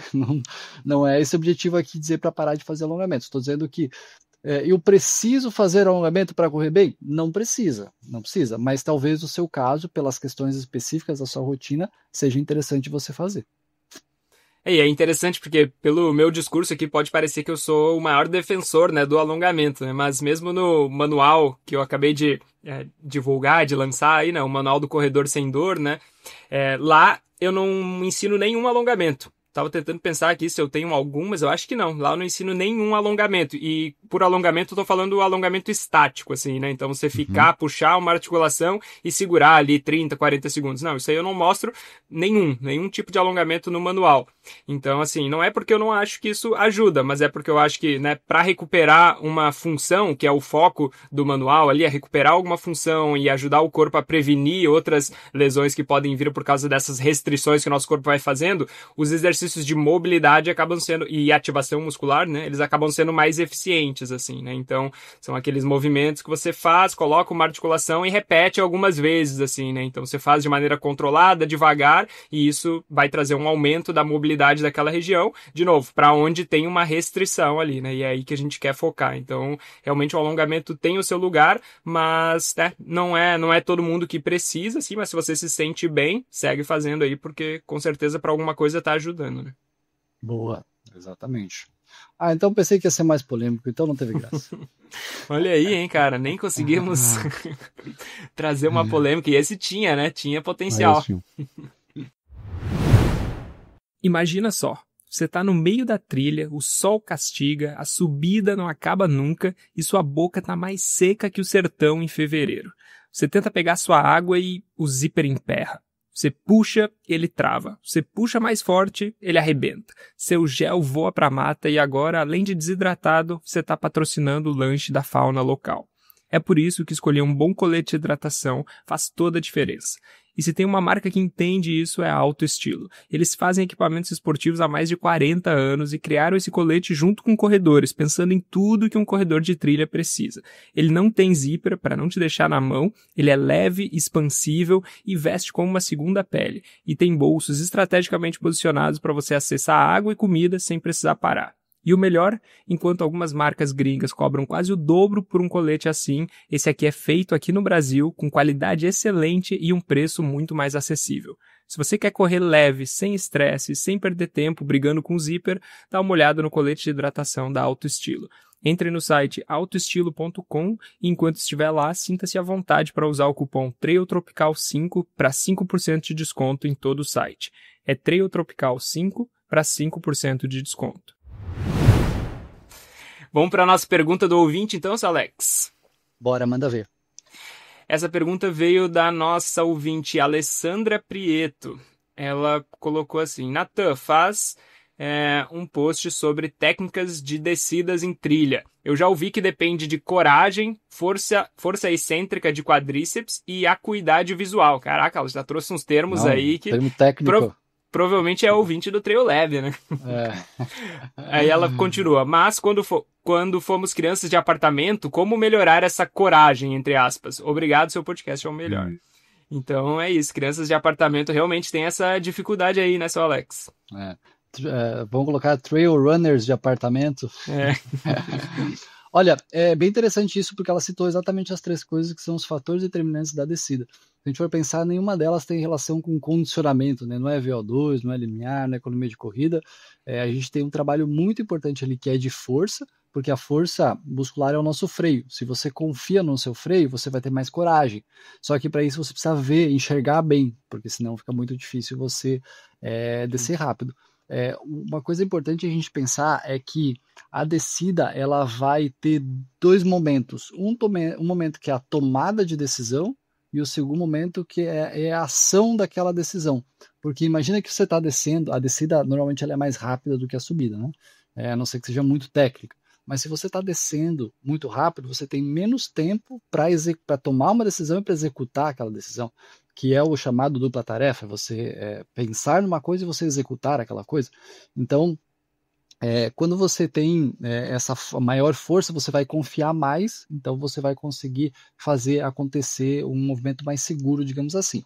Agora, alguns pontos que a gente pode... Bom, então, você ter força vai melhorar, mas agora vamos avançar um pouquinho umas coisas e enxergar melhor também, né? Mas vamos avançar numa coisa um pouquinho além disso. Eu percebi já, por exemplo, ali em Floripa, eu moro perto do Morro da Lagoa, então quem conhece ele pode ter como referência. Ali a gente tem asfalto, tem 1 quilômetro com 120 de altimetria. E aí eu consigo pegar uma esquerdinha ali, que é uma estradinha escondida, que também é asfalto, tem mais uns 500 metros, no final dá 1.700, mais ou menos com uns 200 e pouco. Ali eu faço às vezes treino de efeito protetor, ou seja, repetição em descida muito forte, em asfalto. O que eu percebo ali às vezes? Quando eu faço esses treinos, eu não vou mais rápido, não é por falta de condicionamento, é por falta de frequência de passada. Por mais que eu saiba o que eu tenho que executar, eu não tenho mais frequência de passada. E às vezes eu vou com amigos que são mais rápidos do que eu, e eles vão terminar na minha frente, eles vão estar num pace melhor do que o meu. Não é necessariamente por uma questão de VO2, porque não é VO2 que está me faltando ali, eu estou sobrando, eu não estou com uma frequência cardíaca alta, não estou ofegante, está me faltando mecanicamente frequência de passada, o motor aguentaria mais, mas o pneu não está conseguindo rodar mais. Então, você ser rápido, você ter uma frequência de passada rápida vai te ajudar também, porque a partir do momento que o seu cérebro tomar a decisão, você vai conseguir executar a ação mais rápida. Então, se você melhorar a sua velocidade de plano, provavelmente a sua descida vai melhorar, porque você vai conseguir executar os movimentos com mais rapidez, com mais facilidade. Então, você também ser rápido no plano pode te ajudar. E aí você está dizendo assim, Alex, de onde, que livro, que artigo você tirou isso? Nenhum, isso é coisa da minha cabeça. Isso é uma coisa que é inclusive foi a Maíra que me falou uma vez que a gente estava fazendo um treino que era de transição, não estava fazendo tanto treino de velocidade, ela falou assim, eu senti que eu não estou tão rápida, está mais difícil para descer. E eu comecei a refletir sobre isso e testar, e realmente faz muito sentido. Então, você ser mais rápido também vai te ajudar nesse sentido. Isso é uma coisa que é realmente muito importante. Quando eu participava de um grupo de estudos mais antigo, lá atrás, a gente até leu um artigo, mas faz muito tempo eu não lembro direito. Mas pelo que eu lembro, o artigo falava sobre 2 coisas. Sobre você fazer, sabe aquelas escadinhas de agilidade, que às vezes tem nas academias de funcional? Você ficar fazendo esses trabalhos na escadinha de agilidade, porque isso vai treinar essa questão de você tomar a decisão e executar rápido, tomar a decisão e executar rápido. Outra coisa que você pode fazer são exercícios como, por exemplo, exercícios de força rápida, de execução rápida, como, por exemplo, salto na caixa, pular corda. Essas coisas podem fazer com que você consiga ter uma melhora neuromuscular. E essa melhora neuromuscular o cérebro manda, você já executa. O cérebro manda, você já executa. Não é aquela coisa, o cérebro manda, demora e você executa depois. Uhum. Então, você ter velocidade de execução, esses trabalhos de agilidade podem ajudar. E tem também, eu não lembro quem era o treinador, que era do grupo de estudos, que defendia isso. Você fazer downhill de bike. Porque aí você treina o cérebro a tomar a decisão muito rápido. Mas é arriscado, hein? É arriscado. Você vai começar aos pouquinhos, né? Obviamente. Mas então essas são coisas que você pode fazer. Primeiro, ter um músculo forte, só que o músculo não pode ser só forte, ele precisa ser rápido. Então, você só fazer trabalho de força não é suficiente. Você fazer o trabalho de força e execução rápida. E aí depois você fazer os trabalhos de agilidade ali, para que você possa tomar a decisão mais rápida. E a minha sugestão, se você está percebendo que você não desce tão bem assim, começa a descer mais rápido no asfalto. Você vai ganhando força, vai ganhando confiança, vai ganhando agilidade, frequência de passada, depois vai para o estradão, vai para uma trilha mais rolada, até você chegar a uma trilha mais técnica. Porque, cara, assim, quando você vê alguém que é realmente bom em descida, e eu tava num training camp, não lembro onde é que foi, cara. Eu lembro que passou uns 5 caras, assim, da Elite. E eu só pensava assim, esses caras vão morrer, cara. É impressionante. A galera desce muito rápido, muito forte. Então, dá para fazer, só que tem que treinar para isso. E outro ponto é, que eu percebo, e aí a opinião minha não é nem dado nenhum, as mulheres tendem a ser mais cautelosas. O homem, ele assume mais riscos. E eu falo isso porque eu treino muitas meninas que são da elite, mais do que homem, e as meninas sempre falam a mesma coisa. Eu gosto de subir, eu subo bem, descida eu tenho dificuldade. E quando você fala homem, aí geralmente é o contrário. Não, descer eu desço super bem, subir é um pouco mais difícil. Então o homem assume mais risco, a mulher acaba não tendo sendo um pouco mais cautelosa, digamos assim. Acho que seria isso. Bom, eu fiquei pensando sobre essa pergunta aí hoje na minha corrida também. Eu fui fazer um treininho aqui no quintal de casa, né? Que tem uma trilha que é bem técnica. E aí eu fiquei pensando nessa pergunta e fiquei ali, enquanto eu descia, fiquei pensando o que são, né? As coisas que fazem eu conseguir descer mais rápido ou que me limitam, né? Que me freiam ali. Aí eu fiquei realmente pensando nisso e eu acho que eu cheguei a uma conclusão bem parecida com a tua, né? Eu acho que realmente o treino de força, ele é muito importante, mas ele é a base ali, né? E realmente se tu não tem um tempo de reação bom, às vezes nem adianta você ter uma força muito boa. Você vai conseguir descer, vai, mas não vai conseguir descer tão rápido quanto você poderia, né? E esse tempo de reação, né? O tempo que demora, né, para o seu cérebro ver aquilo ali e conseguir dar uma resposta para virar o seu pé do jeito que deveria, para estabilizar ou não, ou só para dar só aquele tapinha numa pedra, né, para te botar na próxima, assim. Então essa reação, ela é muito importante, né? Então fazer treinos específicos para isso, num ambiente mais controlado, e aí pode ser uma academia, pode ser um gramado, uma areia nessas escadinhas ali, que nem você comentou, né, que fica no chão, e você fica fazendo um treino de agilidade. Eu acho que esse tempo de reação, ele pode ser treinado, sim. Claro que é algo que algumas pessoas realmente vão ter um teto maior do que outras, assim, né? Tem gente que vai ter um tempo de reação suficiente para ser um goleiro de futebol e tem gente que não vai ser. Então não tem, né, tem um limite ali do que a gente consegue treinar. Tem gente que vai conseguir descer igual o Chico Santos, por exemplo, que eu já vi descendo e não acredita, né, no que ele faz, assim. E tem gente que não, né, o teto vai ser bem antes do que isso. Mas realmente dá pra gente treinar muito mais do que a gente imagina. Só que é aquilo, né, a gente tem que, se a gente quer mudar alguma coisa na gente, a gente tem que fazer coisas fora da nossa zona de conforto, né, e às vezes esse movimento, né, de se colocar, literalmente, né, numa descida, assim, colocar o nosso corpo na reta ali numa descida é algo que traz um medo mesmo, assim, precisa de uma coragem, mas eu acho que é isso, quanto mais preparado o nosso corpo consegue estar, mais seguro a gente consegue fazer isso, e aí se a gente vai conseguindo fazer, acumulando, né, esses montinhos em cima de montinhos, a gente consegue realmente chegar num lugar legal depois. Então eu acho que a estratégia talvez seria essa, de começar num ambiente bem controlado, seja uma academia, um ambiente plano, onde você consegue testar a sua agilidade, e depois aos poucos ir melhorando isso na trilha, assim, né. Hoje eu fiquei pensando, assim, né, enquanto tava fazendo na trilha, né, eu fiquei pensando, o que aqui na trilha você conseguiria fazer para ser talvez o segundo passo, né, saindo do ambiente mais controlado, indo para a trilha, mas sem simplesmente sair largando o corpo, né? E eu fiquei pensando que se você pega uma trilha um pouco mais, uma subidinha, assim, um pouco mais leve, não precisa ser muito íngreme, assim, com as pedras, né, que nem é bem comum aqui no Brasil, principalmente Mata Atlântica, assim, essas pedras, se você fica tentando pular de pedra em pedra, que não é geralmente o que a gente faz, geralmente a gente vai tentando na terra, né, que fica entre as pedras ali, né, mas se você vai tentando pular de pedra em pedra, primeiro, você consegue melhorar a sua propriocepção, de novo, né, voltando para a propriocepção, porque muitas vezes o nosso visual, ele não vai ser o predominante ali. Muitas vezes o predominante vai ser a nossa percepção que o nosso pé está tendo. Então, porque às vezes a gente está descendo ali tão rápido que o nosso pé conseguiu sentir, né, com o tato ali, conseguiu sentir como que aquela pedra tá, ou como que aquele terreno tá, e ele responde antes do nosso cérebro mandar aquele estímulo, assim, né. Então é uma resposta que é muito rápida, né, que às vezes ela nem chega até o cérebro, né? E esse movimento, assim, isso é cientificamente comprovado. Essa resposta, às vezes, ela chega na medula e volta, assim, né? E aí o teu cérebro consegue fazer a mudança no pé ali para conseguir contornar, para conseguir segurar se ele ia torcer ou não. Então, talvez subindo, pulando de pedra em pedra, você vai melhorando essa resposta mais rápida e esse tempo de reação que não depende necessariamente do teu cérebro tá mandando no que tá acontecendo.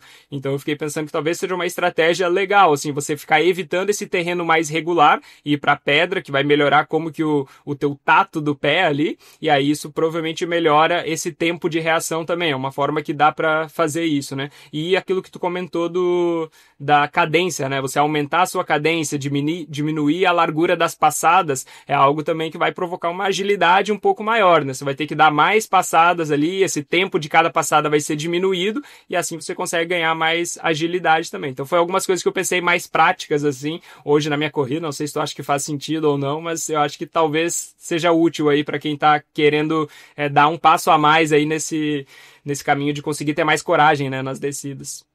Boa. Não, e até ouvindo você falar, eu lembrei, já faz um tempo, eu treinava um atleta que morava numa cidade que ele não tinha zero subidas na cidade. Não tinha nada, nada. E aí o que a gente fez muito foi, só que ele morava no 8º andar.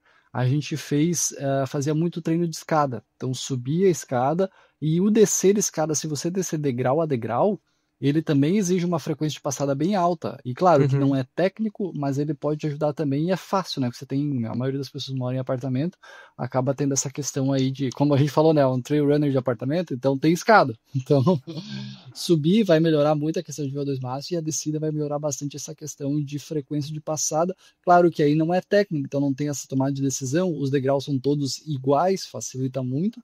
Mas para você executar isso, pode te ajudar realmente.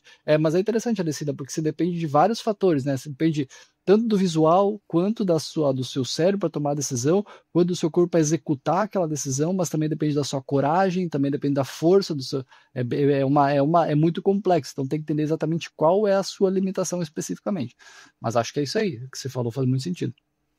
E querendo ou não, tem que colocar ali o corpo na reta, né? Não dá pra gente achar que a gente vai conseguir progredir na descida, que você vai conseguir melhorar sem realmente se expor ao risco, assim, né? É o risco, realmente tem, é onde a maior parte das lesões estão, né, no nosso esporte.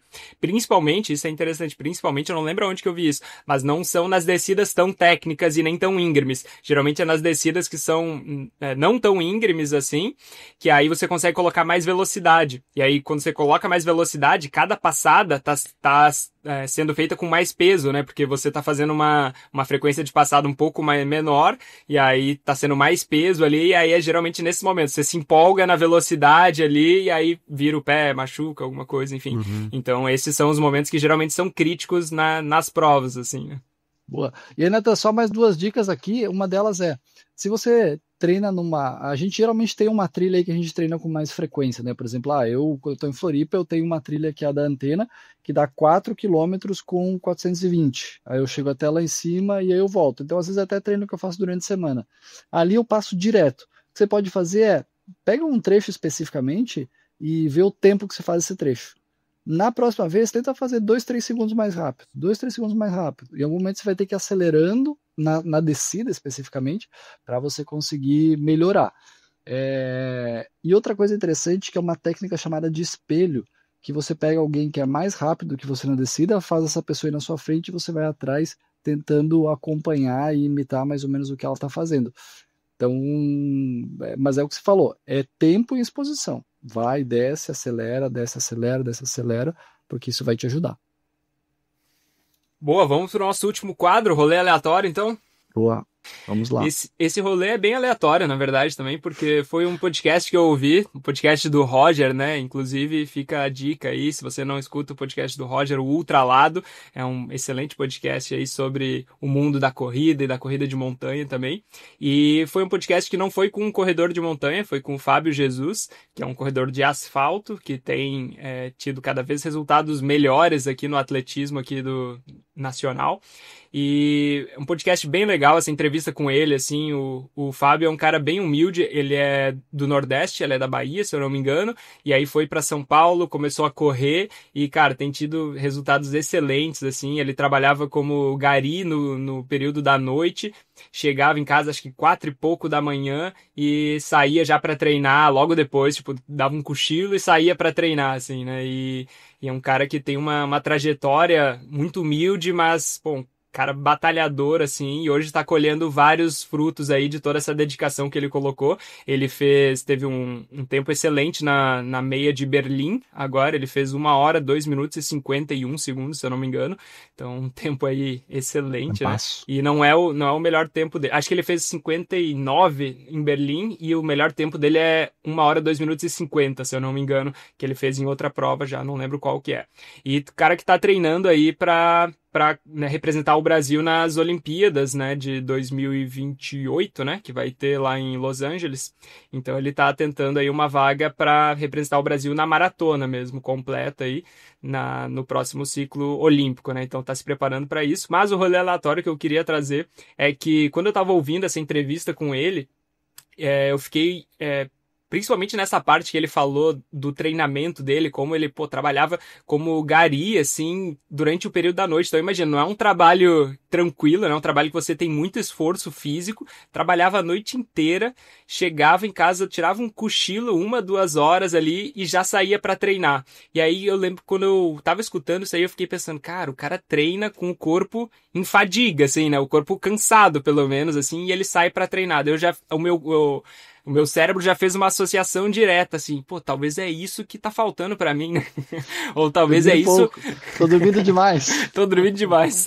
Não necessariamente isso, mas eu fiquei pensando, será que o fato, né, dele treinar já em fadiga ou treinar já cansado é uma das coisas que ajuda ele, né, a ter um desempenho melhor ou que ajudou ele a progredir, assim, e quando a gente vê um caso de sucesso, né, como o dele, assim, a gente tende a ver as coisas que as pessoas fizeram e correlacionar isso, ou, na verdade, e assumir que aquilo ali é uma causalidade, que tudo aquilo que ele fez contribuiu para ele ter aquele resultado. Só que isso é um erro que é muito fácil da gente cair, né? E tem essa diferença, né, entre uma correlação e uma causalidade. Muitas vezes, né, essas coisas podem ser uma correlação, simplesmente, as duas coisas aconteceram ali, né, junto, em paralelo, mas não necessariamente é uma causalidade, no sentido de, não necessariamente, o fato dele ter dormido pouco e estar treinando cansado foi a causa dele ter esses resultados bons, assim, né, então eu fiquei pensando que é um erro que muito facilmente a gente pode cometer, né, quando a gente está escutando as histórias das pessoas que têm sucesso, assim, é assumir que essas coisas que eles fizeram, e muitas vezes umas coisas não tão convencionais, contribuíram para eles terem, né, aqueles resultados, né? E muitas vezes é o contrário. Muitas vezes aquelas coisas, eles conseguiram ter aquele resultado apesar daquelas coisas que eles fizeram, assim, né? Então, é interessante, porque em outro momento ele fala sobre umas lesões que ele já tratou, lesões por estresse, assim, e, assim, não tô dizendo que foi isso, né? Foi por causa da falta de sono ou por causa de treinar cansado, mas pode ter sido um dos causadores, assim, né? Essas lesões que ele teve ali que atrapalharam, talvez, né, esse desempenho. Então, pode ser que se ele estivesse treinando sempre descansado, ele teria talvez já melhores resultados, ou teria esses resultados antes, assim, né? Então, é um erro que é fácil da gente cair, assim, e a gente tem que se atentar quando a gente está principalmente ouvindo as histórias dos outros e vai querer moldar, às vezes, parte do nosso treinamento ou das nossas escolhas de vida, né? Escutando as histórias das outras pessoas, né? Então, acho que é interessante essa diferença de uma correlação e uma causalidade, né? Boa, eu acho que você falou a coisa certa. Ele chegou apesar de ter passado por isso. O que, obviamente, naquele momento, provavelmente ele tinha que optar entre ou dormir ou treinar. E ele optava por treinar. Então, beleza, ele tinha que fazer isso. Porém, cara, e eu tenho uma frase que eu falo que eu acho que ela faz muito sentido, que é o dormir bem, ele é uma necessidade, não é um luxo. E eu falo isso porque às vezes quando eu falo para as pessoas, eu durmo 8 horas e meia, por aí por noite, as pessoas, nossa, caramba, pô, que luxo. Cara, não pode ser um luxo. É a mesma coisa que se você treina bem, se você se alimenta bem, você tem que dormir bem. Imagina que quando a gente faz um treino, você termina o treino pior do que você começou. E isso às vezes causa uma estranheza falar isso, mas imagina que você faz um treino intervalado muito forte. Quando você termina o treino, você está cansado, você está depletado, você não consegue mais fazer o que você fazia no começo do treino. Então você termina o treino pior do que quando você começou. Só que daí o que você faz? Você vai para casa, você come, você dorme, e nesse período onde você está dormindo, o seu corpo vai fazer todas as recuperações e adaptações que ele precisa fazer. Se não tiver sono, ele não vai fazer. Se não tiver comida boa, ele não vai fazer. Inclusive, se você vê a relato de homens que vão para o exército em missões que acabam dormindo pouco, esses caras, a barba não cresce tanto, as unhas não crescem tanto, porque o corpo ele vai trabalhando nessas coisas durante o sono, na recuperação. Então, se você quiser melhorar, você precisa dormir para que o corpo possa fazer essas adaptações. E não é só físico, tá? Cognitivo. Eu estudei um pouco disso no meu mestrado para fazer minha dissertação, porque eu estudei um pouco sobre os fatores determinantes do desempenho em ultramaratonas, e o sono é um desses fatores. Então, eu estudei um pouco sobre isso. Mas eu tenho um livro e um TED, sabe aquele TED Talks que tem no YouTube? Que é bem legal, é do mesmo cara, se não me engano é Matt Walker, o nome dele. O livro é Why We Sleep, então é o Porquê Nós Dormimos, então acho que deve ter em português também. E no YouTube o TED é Sleep is Our Superpower, uma coisa assim, tipo, como se fosse o sono é o nosso superpoder. E aí você vai ver a questão principalmente cognitiva, cara, é bizarro. As pessoas que dormem menos não conseguem absorver tanto conhecimento quanto as pessoas que dormem mais. As pessoas que dormem menos tendem a ter mais doenças como Alzheimer, demência, esse tipo de coisa no futuro. E uma coisa meio alarmante, cara, é que se você não dormir hoje, você não recupera mais aquilo. Não é assim, então segunda a sexta eu não durmo bem, sábado e domingo eu durmo muito para recuperar. Não recupera. O dano está causado, já era. Então, eu sei que aí tem a outra questão. Pô, Alex, mas eu não tenho tempo para dormir, porque eu trabalho, eu tenho filho, tal. Beleza, não é sobre isso que eu tô falando. Tô falando que se você pode dormir, você tem que dormir. A recuperação, ela depende de dormir.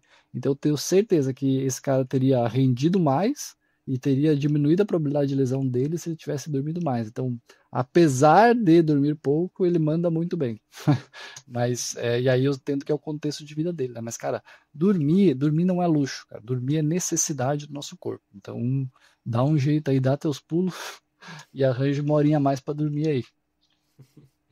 E é isso, às vezes, né, a gente ter esse autoconhecimento, né, de escutar o que o nosso corpo está falando e conseguir ir moldando os estímulos que a gente vai dar baseado nisso, é uma sabedoria muito grande, assim, né, que a gente pode ter. Então, pô, aquele dia que tu sabe que tu não dormiu também, ou que tu teve muito estresse no trabalho, tu ir modelando, né, o teu treino de acordo com isso, às vezes é algo que vai ser mais benéfico para ti do que se você fizesse aquele treino cansado, em fadiga, né? Tem gente que às vezes, né, às vezes fica se orgulhando disso, né? Pô, hoje tava sem vontade nenhuma de treinar, tava cansado, não sei o quê, mas fui lá e corri não sei quantos quilômetros.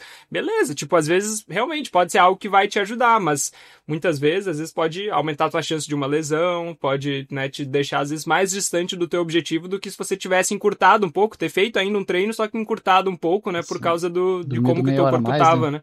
Exatamente.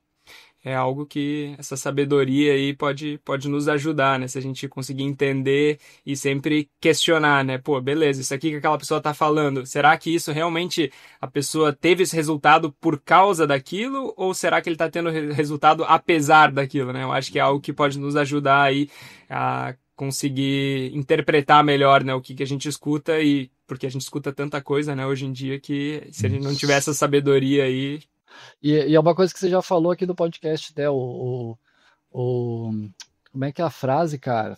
Que diz que o cemitério dos fracassados é silencioso. Isso aí, Então, exatamente. a gente tem esse cara que fez isso e funcionou, mas talvez tem outros 300 que fizeram e não estão aqui para contar. Então, exatamente. Tem que ir devagar. Exatamente. E nosso último tópico aí, então, a gente vai falar sobre os tipos de tênis, né? O que é tênis bom para o quê? Qual que é o melhor tênis, né? Como o Alex já nos adiantou aqui. Então, Alex, qual que é o melhor tênis que você pode usar para corrida hoje em dia? Difícil o melhor tênis, né, cara? Para mim, tênis tem que ser confortável no pé e também confortável no bolso. E ele é muito individual. Cada pessoa aí vai ter um tênis especificamente. E vou falar os tênis que eu estou usando recentemente. Eu sempre uma espécie de um problema, que eu não repito os tênis. Então eu compro o tênis, eu não vou comprar de novo esse tênis porque eu quero comprar o máximo de tênis possível para que eu possa testar quando me perguntarem. E o tênis dos que eu usei recentemente, recentemente não, dos que eu usei até hoje de trilha, para mim, cara, o da Columbia, o Montrail, é o melhor tênis para usar. Eu acho extremamente confortável, eu acho ele durável. Ele é um tênis caro, não é barato, mas eu realmente acho ele um tênis muito bom. Eu comprei aqui agora na viagem, achei uma promoção aí numa loja, comprei um On, da On, que é Cloud, não lembro o nome deles. Peraí, eu tenho Mas é até de esse trail ou é nome. de asfalto? Tudo de trail. Eu tô falando só de trail Ah, aqui. deve ser o Cloud Surfer ou o Cloud Ultra, né? Tá aqui, ó. É o Cloud Vista. Eu até Ah, o procurei ele. Vista.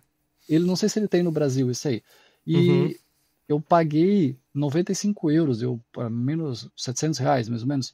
Então eu achei, pô, vou arriscar. Cara, Uhum. excelente. Achei muito bom o tênis. Curto também. E outro tênis que eu achei que vale a pena o custo-benefício é o Adidas T-Rex. E aí eu sei que ele tem algumas variações. Ali eu comprei um que eu paguei R$ 600, eu acho. Eu achei ele leve, confortável, só que a sola dele acabou desgastando um pouquinho rápido demais. Já o Montrail eu acho que ele dura bastante, então acho que vale a pena o investimento também. Então esses três tênis eu achei que valeu muito a pena. O Adidas T-Rex, esse da On, que é o Cloud Vista, e para mim o Montrail da Columbia é o melhor dos tênis. Eu costumava usar muito Salomon, tá? E eu acho que a Salomon tem um declínio ultimamente. Eu comprei aquele vermelhinho, acho que não lembro o nome. S-Lab, S-Lab. talvez? Uhum. É o vermelhinho aquele. Uhum. Cara, achei que durou super pouco. Não achei ele muito confortável, assim, super leve e tal, respirável, mas não achei ele muito confortável. Então acho que não vale muito a pena. Esses tênis aí que eu diria, cara. E como a gente não tem patrocínio nenhum, agora provavelmente não teremos mais, né? Essas aí seriam minhas opiniões. O E pra você, o quais são teu os melhores? T-Rex é aquele preto, né? É um preto com um detalhezinho laranja, eu acho. Isso. Isso? Esse é o Agravic Speed, então, né? Não sei dizer. É. Cara, eu sou terrível pra tênis. Eu não sei parte técnica e Não, eu só tal. pergunto porque eu comprei, né, o Agravic Speed Ultra, que é aquele laranja, que ele é todo laranja com detalhe branco, se eu não me engano, né? Que é o mais caro lá da Adidas, né, também, o da T-Rex. E eu já tinha ouvido falar muito bem dele, assim, comprei, acho que foi em final do ano passado.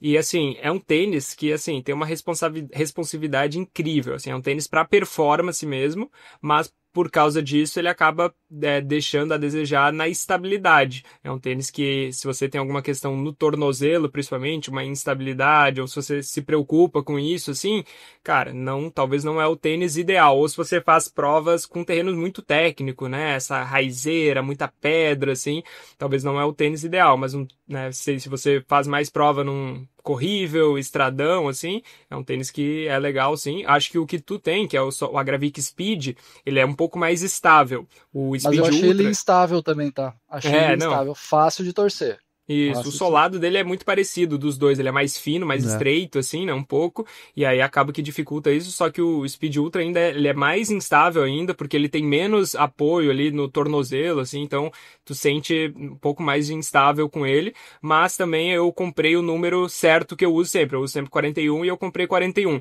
Eu ouvi algumas pessoas falando que comprando um número a menos, ele estabiliza bem. E aí, inclusive, eu não me adaptei com ele, assim, eu botei para vender, assim, e o cara que comprou, o número dele geralmente é 42, e aí ele comprou o meu que é 41. E ele falou que ficou muito bom. E ele usou, inclusive, ele correu a Tutã ali, correu os 2 dias da prova ali, e gostou bastante do tênis. Então, talvez se você for comprar, né, dá para testar isso, comprando um número a menos, assim, que aí ele vai ficar mais estável, né? Então, foi esse que eu usei, assim, mais recentemente, não me adaptei, mas também pode ter essa questão do número ali, né, que não era o número correto. E O outro que eu tava usando antes dele era o da New Balance, o Riero V7. É um tênis bem bom, assim, com uma estabilidade boa. Ele é um pouco mais... ele tem um pouco de altura, assim, um drop um pouco maior. Mas é um tênis estável, é um pouco pesado, assim, mas acaba que, tipo, geralmente tênis mais estável ele vai ser um pouco mais pesado mesmo, assim, né? Mas é um tênis bom também, e agora o que eu tô usando mais é o da ASICS, né, que aí inclusive foi parceria com eles, né, não é patrocínio, mas eles mandaram aí, que é o Trabuco Gel 13, e esse é um tênis daí mais voltado para assim, terreno trancado mesmo, assim, que você não vai conseguir correr muito, assim, né, que realmente não é uma prova para estradão, né, esse tipo de prova, mas se esse é o tipo de terreno, cara, eu tô gostando bastante, eu já fiz acho que umas 5 corridas, assim, em trilha com ele, e eu sinto muita estabilidade, e é um tênis leve, assim, porque as pessoas geralmente falavam do Trabuco que ele era pesadão, né, ele diminuiu bem o peso desse tênis, então eu tô achando leve, assim, eu não fiz nenhuma corrida muito longa com ele ainda para ver se ele vai pesar mesmo depois de algumas horas, mas eu tô achando um tênis leve, específico para esse tipo de terreno, assim, mais travado, com muita raiz, muita pedra. Eu acho que ele, eu tô me divertindo bastante usando ele, assim, mas se você vai fazer uma prova mais corrível, um estradão, uma coisa assim, talvez não vai ser o tênis mais aconselhado aí, porque ele não vai ter aquela responsividade aí que talvez esses outros tênis vão ter, mas ele ganha na estabilidade, né? Então é sempre um jogo aí que tem que ir testando, assim, né? Acho que vai muito do que a pessoa gosta, qual é o tipo, o que encaixa no pé também e quanto a pessoa quer pagar. Acho que isso acaba sendo bem relevante também. Exatamente, tem que ficar sempre atento, né, às promoções, assim, às vezes no site direto da loja vai ser mais caro mesmo, mas ficar atento aí, né, escolher aí, salvar o que você quer e ficar esperando aí umas semanas aí até vir o melhor preço, assim, né, mas é sobre isso que eu tenho calçado hoje em dia. Boa, é isso aí mesmo. É isso aí, né, seu Alex? Acho que terminamos, né? Mais um Trail Lab. Boa, eu tô a 4 horas de pegar o voo e eu não fiz a mala ainda. Se você me liberar, eu vou lá pra não perder o voo. É isso, galera. Pô, vamos deixar o Alex, então, não perder esse voo aí, senão depois eu não vou ter dinheiro pra ter que pagar um voo novo pra ele. Se você quiser pagar uma passagem executiva aqui pra ir, eu posso ir amanhã também, bem de boa. Não, eu vou ter que concentrar minha renda em comprar fraldas, cara, nos próximos meses. Isso. Mandem fralda pro Natan aí, cara. Mandem fralda. Vai precisar. Caraca, é caro fralda, hein? Que isso. É isso, galera. Obrigado aí por terem acompanhado mais esse Trail Lab. Se você gostou aí, não esquece de compartilhar, mandar esse episódio aí pra alguém, que isso ajuda bastante a fazer a gente crescer e compartilhar esse conteúdo que a gente tá aqui de livre e espontânea vontade, né? Num sábado bonito, estamos aí sentados dentro de casa gravando esse conteúdo para vocês, que dá bastante trabalho, a gente gosta, mas dá bastante trabalho, então se puderem nos ajudar aí compartilhando, esse conteúdo já vai ajudar bastante. Ajuda demais. É isso, e até o próximo. Valeu, até mais. O próximo será direto de Budapeste com o seu Alex. Exatamente, estaremos lá. Valeu, galera. Valeu. E lembrando que se você quiser conhecer o meu método que já ajudou vários corredores a correr sem dor, você pode fazer isso por um valor promocional esse mês, acessando o link na descrição desse episódio ou pela bio do nosso Instagram, e conhecer o Manual do Corredor Sem Dor. Eu tenho tanta confiança que você vai achar o conteúdo muito útil que eu decidi assumir todo o risco para mim. Você pode testar todo o conteúdo por 7 dias e se decidir que o material não era bem aquilo que estava esperando, é só solicitar o reembolso direto na plataforma e será realizado automaticamente. Tenho certeza que você vai gostar muito do que eu preparei, mas se por qualquer motivo você não quiser continuar, tem até 7 dias para pedir o seu reembolso sem burocracia. Muito obrigado por ouvir mais esse podcast. Se você curtiu, por favor, nos avalie com 5 estrelas no seu aplicativo de podcast. Isso nos ajuda muito a ser encontrado por mais pessoas que estejam procurando conteúdos como esse e contribui para o crescimento do trail no Brasil. Se quiser nos acompanhar no Instagram, é só pesquisar por Trail Tropical Podcast e nos vemos por lá. Até o próximo e se divirta nas montanhas.